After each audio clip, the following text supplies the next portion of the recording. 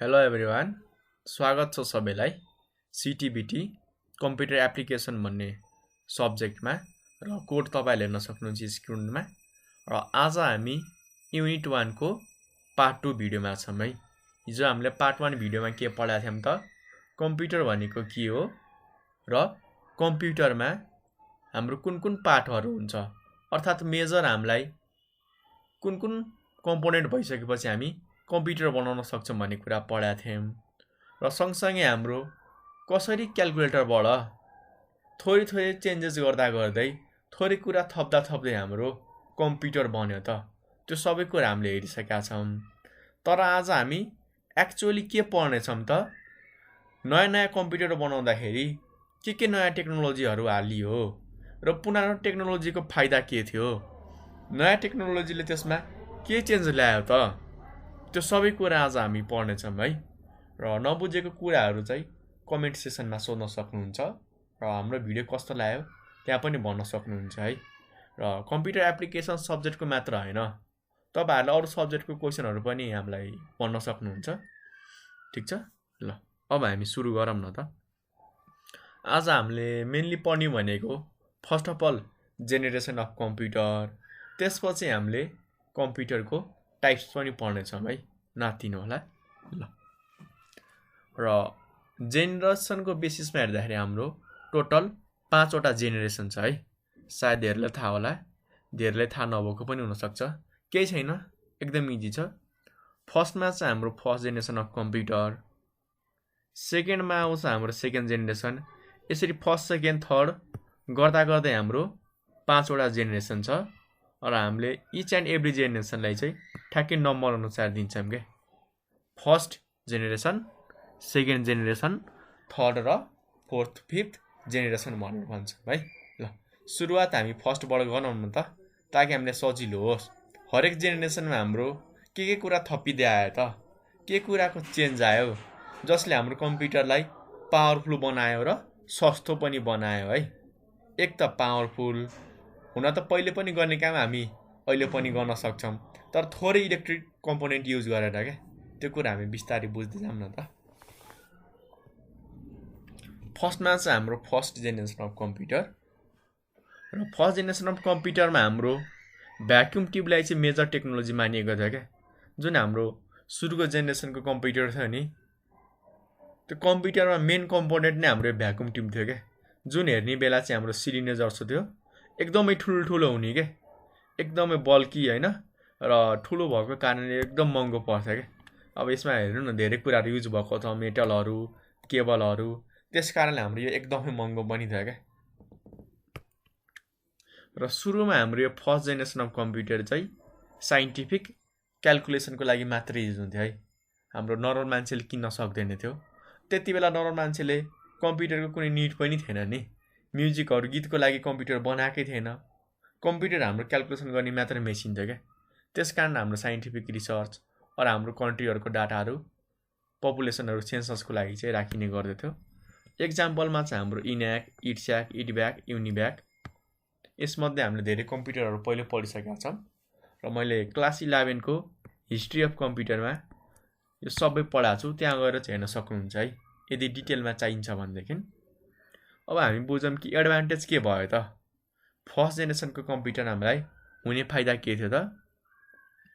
हामीले first generation of कम्प्युटरमा चाहिँ भ्याक्युम ट्युब युज गरेर, जुन हाम्रो यो सिलिन्डर जस्तो छ नि, यो सबै युज गरेर चाहिँ हामीले स्टोरेजको लागि हामीले युज गर्न मिल्थ्यो, अर्थात हामीले आफूले चाहेको डाटाहरु स्टोर गराउन मिल्थ्यो के।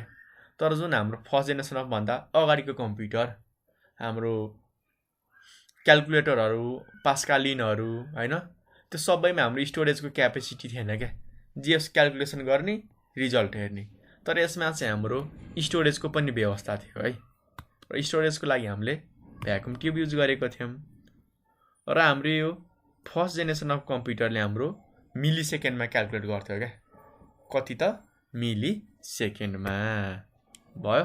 ल अर्थात 1/1000 भयो हैन, 1/1000 यो सबैलाई थाहा छ।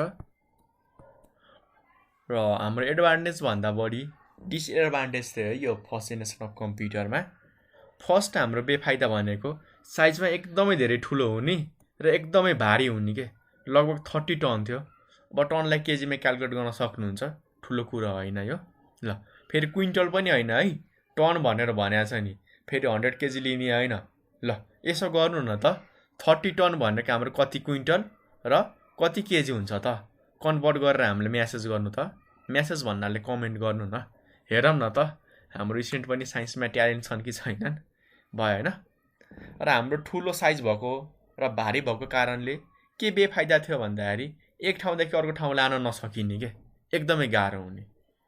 र अर्को हाम्रो बेफाइदा के छ, साइजमा ठुलो भएको कारणले यो हाम्रो महँगो पनि हुन्थ्यो र यसलाई चाहिँ हाम्रो चलाउनको लागि एकदमै धेरै एनर्जी चाहिने क्या, लगभग एउटा हाम्रो पावर हाउस जति नै एनर्जी चाहिने क्या, त्यति हो क्या हाम्रो यसले एनर्जी कन्ज्युम गर्ने। थोरै एनर्जीले नहुने क्या, जस्तो अहिले हामी टिभी कम्प्युटर त थोरै एनर्जी भए पनि चलाउन सक्छौँ, अर्थात् ब्याट्रीबाट पनि चलाउन सक्छौँ क्या। तर त्यति बेला हाम्रो इलेक्ट्रिसिटीबाट चलाउन पनि एकदमै गाह्रो हुन्थ्यो क्या, त्यति चाहिँ हाम्रो यसले एनर्जी लिन्थ्यो। त्यस कारण हाम्रो महँगो पनि थियो क्या, बिजुलीको पैसा तिर्न पनि महँगो थियो। सँगसँगै हाम्रो स्टोरेज त थियो। बेफाइदा के थियो त हाम्रो थोरै स्टोरेज मात्र यसले दिन्थ्यो क्या, हामीले थोरै डाटाहरू मात्र राख्न सक्थ्यौँ। किन भन्दाखेरि हाम्रो म्याग्नेटिक ड्रम पनि युज गरिएको थियो क्या, होइन।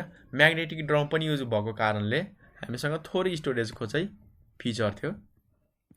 र त्यति मात्र होइन है, अर्को हाम्रो बेफाइदा भनेको यसमा चाहिँ हाम्रो यसले एकदमै धेरै तातो हुने क्या, एक त साइजमा नि ठुलो, एनर्जी पनि धेरै लिने क्या।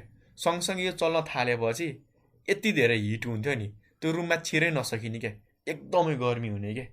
त्यस कारणले हामीलाई चाहिँ कुलिङ सिस्टम चाहिन्थ्यो। बिना एसी त यो रुममा छिर्न पनि सकिँदैन थियो र हाम्रो सबै डिभाइसले काम गर्न पनि छोड्थ्यो क्या, लगभग त्यति तातिन्थ्यो है, भयो होइन। र यसको काम गर्न सक्ने क्षमता पनि एकदमै कम थियो, माने क्यालकुलेटरभन्दा एडभान्स थियो, धेरै कामहरू गर्न सक्थ्यौँ। तर हाम्रो यो इफिसियन्ट मानिएको थिएन क्या, किन भन्दाखेरि हाम्रो पञ्च कार्डबाटै इनपुट र आउटपुट दिन्थ्यो होइन, हाम्रो किबोर्ड र माउसको फिचर थिएन क्या। कार्डमा एउटा खोपेर इनपुट दिने, त्यो खोपेर आउटपुट लिने कुराहरू थियो होइन। आउँछ हाम्रो नेक्स्ट भनेको second generation of computer. Second generation of computer हाम्रो कहिलेदेखि कहिले चल्यो त 1955देखि लिएर 1965 है, एकदम जान्नुपर्ने कुरा हो, धेरैलाई थाहा हुँदैन। फर्स्ट जेनेरेसन हाम्रो 1945 टु 1955 हो, धेरै ठाउँमा 1952 1960 लेखिएको छ, कति ठाउँमा 42 देखि लिएर 55 लेखिएको छ, एक्ज्याक्ट काहीँ पनि छैन है, सबै बुकमा फरक फरक पाइन्छ।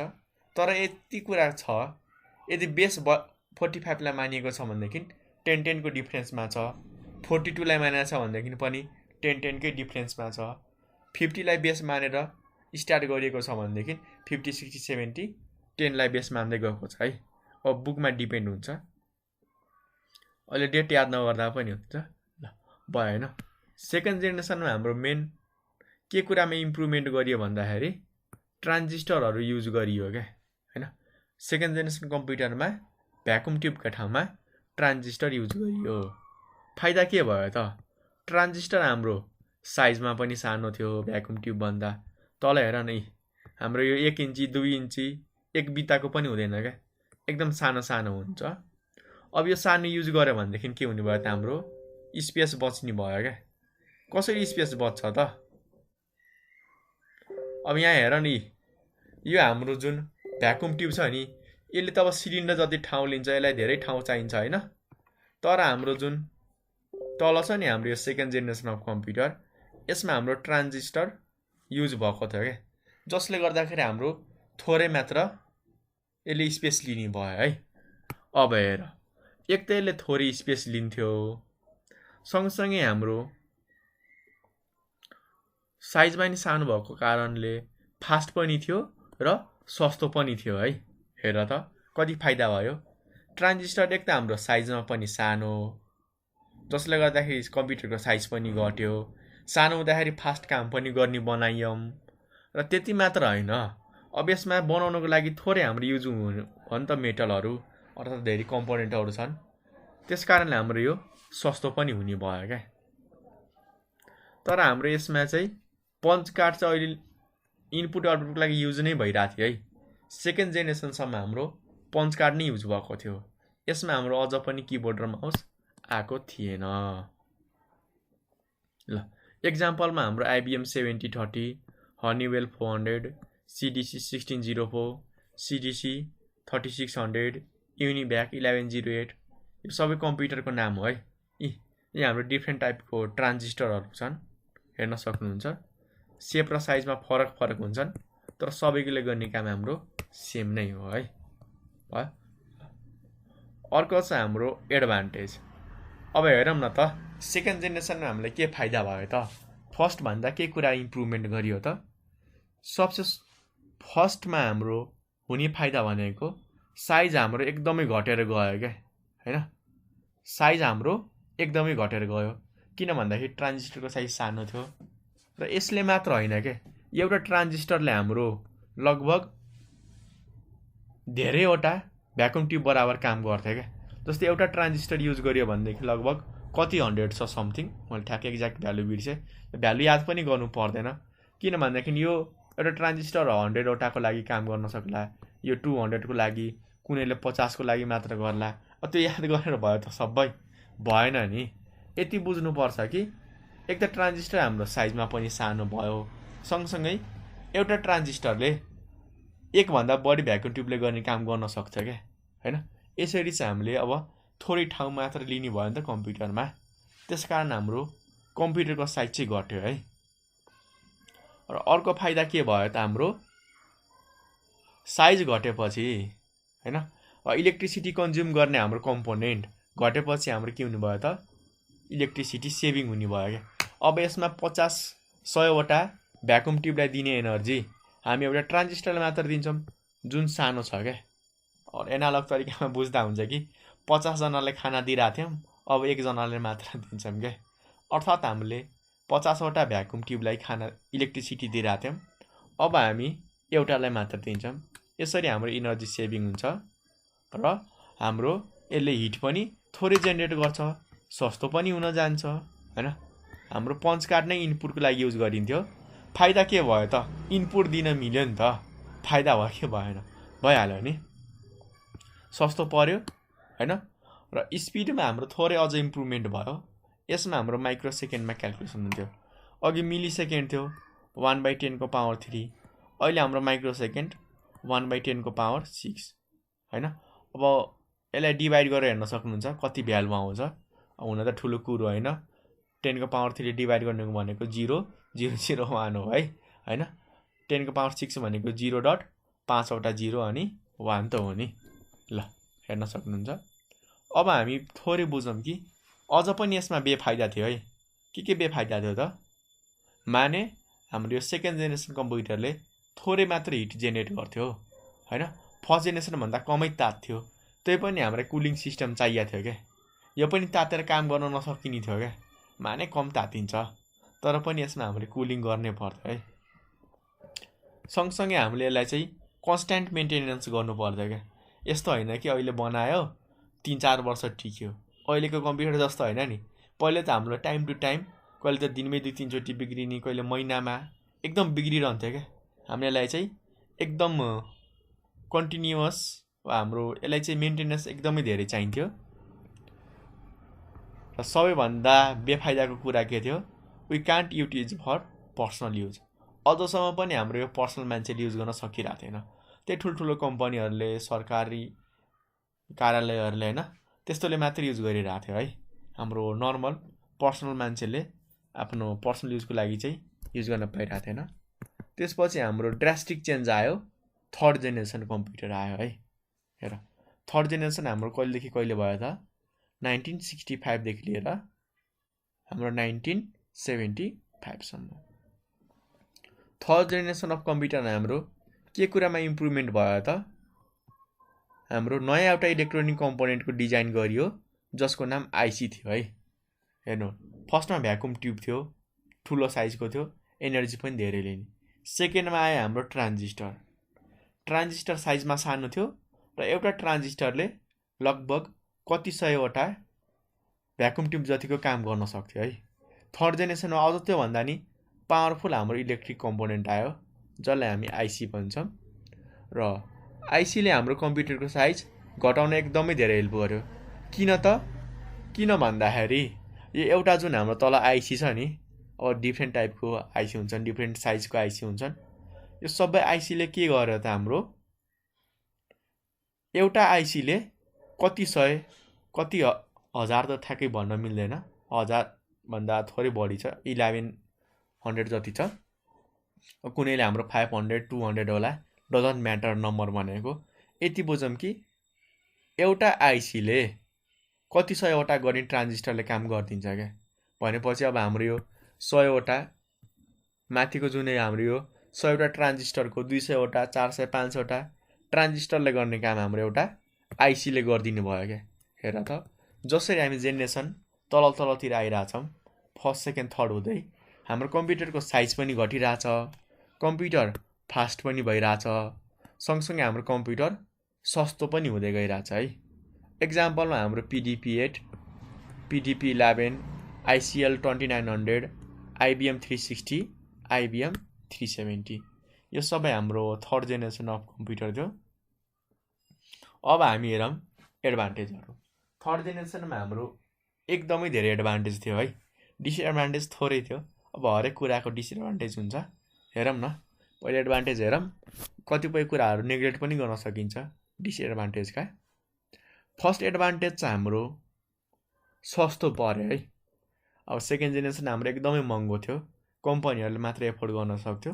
तर हाम्रो यो थर्ड जेनेरेसन कम्प्युटर अझ सस्तो भइदियो क्या। अब ठुल्ठुलो कम्पनीले मात्र होइन, सानो सानो कम्पनीले पनि युज गर्न थाले क्या। सँगसँगै हाम्रो यो फास्ट र रिलायबल एकदमै भर पर्दो थियो। आइसी युज गर्नुको कारणले हाम्रो कम्प्युटरको साइज घटेर गयो क्या। कम्प्युटरको साइज किन बढिरहेको थियो त? इलेक्ट्रिक कम्पोनेन्ट धेरै थियो, साइजमा ठुलो थियो।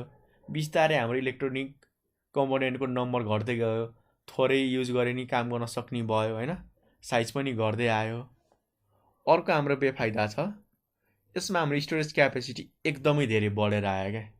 लगभग हाम्रो जिबीमा पुग्यो कि स्टोरेजहरू होइन। पहिले हाम्रो केबीमा एमबीमा हुन्थ्यो, थर्ड जेनेरेसनदेखि हाम्रो जिबीमा त्योभन्दा बढीमा चाहिँ स्टोरेजहरू आउन थाल्यो क्या। एकदमै हाम्रो ड्रास्टिक चेन्ज आयो। र इनपुट आउटपुटको लागि हाम्रो पञ्च कार्डको ठाउँमा माउस किबोर्डहरू चाहिँ युज गर्न थालियो क्या। हेर त, माउस किबोर्ड हाम्रो कुन जेनेरेसनबाट युज गर्न थाल्यौँ हामीले? थर्ड जेनेरेसनबाट। त्यति मात्र होइन, हाम्रो यसमा चाहिँ अपरेटिङ सिस्टमको पनि कन्सेप्ट आयो क्या। योभन्दा माथि थिएन अपरेटिङ सिस्टम कन्सेप्ट। सबै काम एउटा कम्प्युटरमा चल्ने प्रोग्राम अर्कोमा नचल्ने, एउटामा चल्ने सफ्टवेयरले अर्कोमा काम नगर्ने। तर हाम्रो यो थर्ड जेनेरेसनमा चाहिँ अपरेटिङ सिस्टमको कन्सेप्टले गर्दाखेरि टोटल्ली चेन्ज भइदियो क्या। अब कम्प्याटिबिलिटी हुन थाल्यो, मेमोरी एलोकेसन हुन थाल्यो, आफै म्यानेज गरिदिने के मेमोरीहरू। मलाई यो काम गर्नु छ, अब उसले आफै म्यानेज गरिदिन्छ। पहिले हामीले सबैलाई म्यानेज गर्नु पर्यो होइन, एकाएक काम गर्नु पर्थ्यो क्या। र सँगसँगै हाम्रो यसको फाइदा के भयो त? माइक्रो सेकेन्डबाट हाम्रो स्पिड न्यानो सेकेन्डमा आइदियो क्या। थर्ड जेनेरेसनमा हाम्रो स्पिड माइक्रो सेकेन्डदेखि लिएर न्यानो सेकेन्डमा। अब डिसएडभान्टेज के थियो त? IC chip are difficult to maintain. जुन हाम्रो यो आइसीको चिप थियो नि, यसलाई त कति बेला यस्तरी बिग्रिन्छ नि, बनाउनै नसकिने तरिकाले पनि बिग्रिन्थ्यो क्या। त्यो चाहिँ हाम्रो डिफेक्ट थियो है होइन। किन भन्दाखेरि एकदम सानो सानो सर्किट हुन्थ्यो क्या यसमा। र सँगसँगै हाम्रो यो आइसी बनाउनको लागि मेन्टेनेन्स भने होइन है, नयाँ बनाउनको लागि पनि एकदमै गाह्रो हुने क्या। एकदम सानो सानो लाइन हुन्थ्यो, सानो सानो सर्किट हुन्थ्यो। त्यस कारणले हामीलाई चाहिँ एकदम हाइली प्रिसाइज होइन, एकुरेट मेसिन चाहिन्थ्यो कि ताकि हाम्रो काहीँ पनि थोरै गल्ती नहोस् भनेर। र हाम्रो यसमा अझ एयर कन्डिसन चाहिँ चाहिन्थ्यो है। थर्ड जेनेरेसनसम्म हाम्रो एयर कन्डिसन चाहिने थियो। अब हामी बढौँ फोर्थ जेनेरेसनमा। एकदम जरुरी छ है, हामीलाई नबुझी नहुने कुरा हो। लगभग अब हामीले चलाउने कम्प्युटर हामी पुगिसक्यौँ है। अहिले जति पनि हामीले कम्प्युटर चलाइरहेछौँ नि, त्यो सबै के हो त? हाम्रो फोर्थ जेनेरेसन अफ कम्प्युटर है, जसको एज कतिदेखि कति छ? 1975 देखि लिएर 1989 हुन त अहिलेसम्म चलिरहेछ, हामी चलाइरहेछौँ हैन। तर 1975 to 89 किन राख्यो भन्दाखेरि 1990 बाट चाहिँ हाम्रो 5th जेनेरेसन स्टार्ट भयो क्या, ठिक छ। ल अब हेरौँ त 4th जेनेरेसन हाम्रो फाइदा के हो त। यसमा हाम्रो माइक्रो प्रोसेसरको कन्सेप्ट आयो क्या, जसलाई हामीले सिपियु भन्छौँ। आजकल हामीले सिपियु भनेर खुबै हल्ला गर्छौँ नि, खासमा त्यो प्रोसेसर हो क्या। त्यो ठुलो डब्बालाई चाहिँ हाम्रो टेक्निकल पार्टमा सिपियु नभनेर सिपियु त त्यसलाई नि भन्छौँ, तर एक्चुअली हाम्रो सबै काम त्यो डब्बामा भएको सानो एउटा चिप अर्थात् यो माइक्रो प्रोसेसरले काम गरिरहेको हुन्छ क्या सबै हाम्रो, जसलाई हामीले एज अ कमनमा सिपियु पनि भन्छौँ है हैन। र हाम्रो यो 4th जेनेरेसनमा युनिक्स र सीहरू युज हुन थाल्यो क्या। युनिक्स भनेको धेरैलाई गाह्रो लाग्यो होला। युनिक्सलाई तिमीहरूले के भनेर बुझ्न सक्छौ त, एप्पल भनेर बुझ्न सक्छौ। 100% एप्पल मैले भन्न खोजे होइन है, तर एप्पलमा चल्ने सफ्टवेयर बनाउनुको लागि हाम्रो युनिक्स युज भइरहेको हुन्छ क्या। अर्थात् युनिक्सले युज गर्ने हाम्रो स्ट्रक्चर, युनिक्सको सफ्टवेयरको अपरेटिङ सिस्टमको स्ट्रक्चर नै युज गरेर हाम्रो के गरिएको हुन्छ त, 4th जेनेरेसन अफ कम्प्युटरको हाम्रो सफ्टवेयरहरू बनाइएको थियो। एक्जाम्पलमा हाम्रो इन्टेल 8088 यो हाम्रो माइक्रो प्रोसेसरको हो है। 8088, 80286, 80386 यी सबै हाम्रो एक्जाम्पलहरू हुन् है। अरू पनि धेरै छन्, इन्टेलको मात्र होइन, एप्पलको छ होइन, अरू कम्पनीको छ। अब हामी हेरौँ फाइदा हामीलाई के भयो त। के प्रोसेसर आउने बित्तिकै हाम्रो साइज घट्नु मात्र फाइदा थियो त, थिएन नि। सुरुको फाइदा हामीलाई थाहा छ, साइज हाम्रो नयाँ जेनेरेसनमा अझै घट्दै जान्छ भनेर। अर्को फाइदा के थियो भन्दाखेरि जुन हाम्रो हिट जेनेरेट हुन्थ्यो नि सिस्टमबाट, यो नेग्लिजिबल थियो क्या, वा गर्नै नमिल्ने। जस्तो हाम्रो ल्यापटप तात्छ, के ल्यापटप तातेपछि हामी रुममा छिर्न सक्दैनौँ त, सक्छौँ नि। ल्यापटप तातेपछि हामी चलाउन सक्दैनौँ, सक्छौँ। माने तात्न त तात्छ, तर यसरी तात्दैन कि हामीले चलाउनै सक्दैनौँ। त्यस कारण हामीले यो हिटलाई चाहिँ छोड्दा पनि हुन्छ, इग्नोर गर्दा हुन्छ होइन। किन भन्दाखेरि यसमा हाम्रो फ्यान दिएको हुन्छ, त्यो फ्यानले नै हाम्रो हिट चिसो पारिदिन्छ क्या, एसीमै जानुपर्छ भन्ने छैन। साइज हाम्रो पहिलेभन्दा एकदमै सानो भयो है, जुन कुरा मैले पहिले गरिसकेको छु। र सँगसँगै हाम्रो यसलाई चाहिँ रेगुलर मेन्टेन गर्नु पर्दैन क्या। आजकलको हाम्रो कम्प्युटर रेगुलर बनाउनु पर्छ त, लगभग एकचोटि बनाएमा कहिलेकाहीँ 1 वर्ष 2 वर्ष चलिदिन्छ, 5 महिना 6 महिना क्या। पहिलेको त हप्तामै बिग्रिने होइन, महिनामै बिग्रिने थियो, तर आजकलको हाम्रो चाहिँ एकदमै धेरै टिक्ने क्या। त्यस कारण हामीले धेरैचोटि रिपेयर मेन्टेनेन्स गरिराख्नु पर्दैन। सँगसँगै हाम्रो फाइदा के भयो त, हाई लेभल ल्याङ्ग्वेजहरू चाहिँ युज हुन थाल्यो क्या। अर्थात् सफ्टवेयर बनाउनको लागि जुन हामीलाई चाहिन्थ्यो नि हैन, सफ्टवेयर बनाउन सक्ने हामी कम्प्युटर चाहिँ हामीले बनायौँ क्या। आजकल हामी जति पनि सफ्टवेयरहरू बनाउँछौँ हैन, एउटामा चल्ने कुरा अर्कोमा नि चल्छ। त्यो सबै सफ्टवेयर बनाउनको लागि पनि सफ्टवेयर चाहिन्छ क्या। हो, त्यो सबै हाम्रो के गरिएको थियो, यो कम्प्युटरबाट सपोर्ट गरिएको थियो क्या। अब हामी बुझौँ बेफाइदा। सबैभन्दा बेफाइदा यसको चाहिँ डिजाइन एकदमै कम्प्लेक्स छ क्या। एकचोटि बिग्रियो भने बिग्रियो, यसलाई बनाउन सकिँदैन, हामीले चेन्ज नै गर्नुपर्छ। ल तर एयर कन्डिसन चाहिँ थोरै चाहिन्थ्यो, किन भन्दाखेरि यसमा पनि हाम्रो आइसी चाहिँ थियो है। यस्तो होइन कि हाम्रो यसमा सबै ठाउँमा माइक्रो प्रोसेसर नै युज भएको हुन्छ। हाम्रो नयाँ कम्प्युटरमा सिपियुको ठाउँमा मात्र माइक्रो प्रोसेसर हुन्छ, अरू धेरै ठाउँमा हाम्रो आइसी पनि युज भइरहेको हुन्छ है, जुन चाहिँ हाम्रो एकदमै धेरै तात्ने गर्छ। त्यसलाई चिसो पार्नको लागि भए पनि हामीलाई थोरै चाहिँ एसी भन्नुलाई त एसीको रुम नभएर सिम्पली हामी फ्यान होइन, कुलिङ सिस्टमहरू पनि राख्न सक्छौँ। अर्को हाम्रो बेफाइदा भनेको आइसी बनाउने भन्दा पनि एडभान्स टेक्नोलोजी चाहिएको थियो क्या। किन भन्दाखेरि हाम्रो माइक्रो प्रोसेसरको जुन डिजाइन छ नि, यो हाम्रो सिपियु भन्दा पनि एकदमै एडभान्स थियो, एकदमै कम्प्लेक्स के, एकदमै गाह्रो हुने खालको थियो। त्यसपछि अर्को आउँछ हाम्रो आजको लास्ट टपिक, 5th जेनेरेसन। जानिहालौँ न त के चाहिँ रहेछ हाम्रो यो 5th जेनेरेसनमा। हेर है, अब 5th जेनेरेसन हाम्रो चाहिँ 100% बनेको चाहिँ छैन है, तर 1990 देखि लिएर अहिलेसम्म बनाउँदैछन् क्या यो 5th जेनेरेसनको कम्प्युटर। 100% सक्सेसफुल भएको छैनन्, तर धेरै हदसम्म हाम्रो कामहरू चाहिँ भइसकेको छ है। र हाम्रो 5th जेनेरेसन अफ कम्प्युटर किन युज गरियो त? एआई युज होस्, अर्थात् एआई को सुरुवातसँगै हाम्रो 5th जेनेरेसन अफ कम्प्युटर चाहिँ इन्ट्रोड्युस हुन थाल्यो र 1989 देखि लिएर अहिलेसम्म चाहिँ हाम्रो के भइरहेछ त? 5th जेनेरेसन अफ कम्प्युटर बनि नै रहेछ। यस्तो होइन कि हाम्रो अहिलेसम्म बनेका छैनन्, कति कुराहरू बनिसकेका छन्, तर हाम्रो 100% बनेका छैनन् के, बनिरहेछन्, अपडेट हुँदैछ, बिस्तारै नयाँ कुराहरू थपिँदैछन् होइन। जस्तो हाम्रो इक्जाम्पलमा हाम्रो पोर्टेबल नोटबुकहरू होइन, जुन हामीले युज गर्छौँ। अर्को हाम्रो धेरै छन्, आजकलका हाम्रो एप्पलको डिभाइसहरू धेरैमा हाम्रो 5th जेनेरेसन प्रोसेसिङ छ होइन, सँगसँगै हाम्रो एआई छ। त्यो सबै हाम्रो के हुन् त?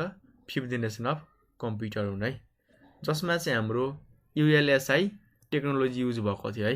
यहाँ हेर्न सक्नुहुन्छ, हेर्नमा ठ्याक्कै यस्तै हुन्छ है, हेर्नमा माइक्रो प्रोसेसर जस्तै हुन्छ पल्टाएर हेऱ्यो भनेदेखि, तर हाम्रो यो माइक्रो प्रोसेसर भन्दा पनि एडभान्स काम हुन्छ क्या। यसमा चाहिँ हाम्रो मेन डिजाइन गरिएको हुन्छ कि ताकि यसले हाम्रो एआईसँग रिलेटेड काम गर्न सकोस् के, वा एआईले जसरी काम गर्छ, जसरी हाम्रो नयाँ नयाँ कुराहरू सिकिरहेको हुन्छ, त्यसलाई प्रोसेस गर्नको लागि स्पेसल्ली हाम्रो डिजाइन गरिएको एउटा प्रोसेसर हो, जसलाई हामी युएलएसआई भन्छौँ।